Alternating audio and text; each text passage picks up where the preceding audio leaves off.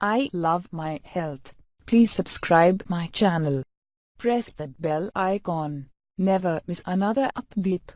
Like and share. एक हफ्ते में 10 किलो वजन कम करने के लिए जुबैदा आपा ने बताई खास चाय।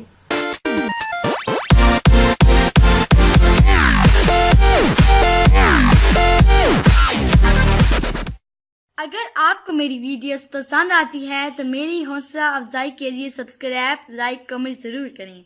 अस्सलाम वालेकुम, कैसे हैं नाज़रीन? उम्मीद है कि अच्छे होंगे।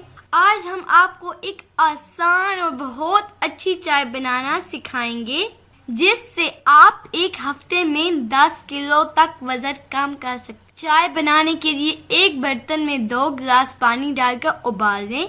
उबलते पानी में अदरक के छोटे छोटे टुकड़े काट कर डालें।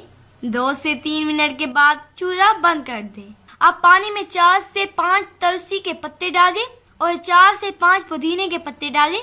थोड़े से ग्रीन टी के पत्ते भी डाल दें। थोड़ी देर के बाद आप इस चाय को छान कर पीजिए। इससे आपका वजन बहुत जल्दी कम होगा। मजीद अच्छी वीडियोस के लिए हमारे चैनल को सब्सक्राइब जरूर करें और हमारी वीडियोस को लाइक शेयर करें। Bye. I love my health. Please subscribe my channel. Press the bell icon. Never miss another update. Like and share.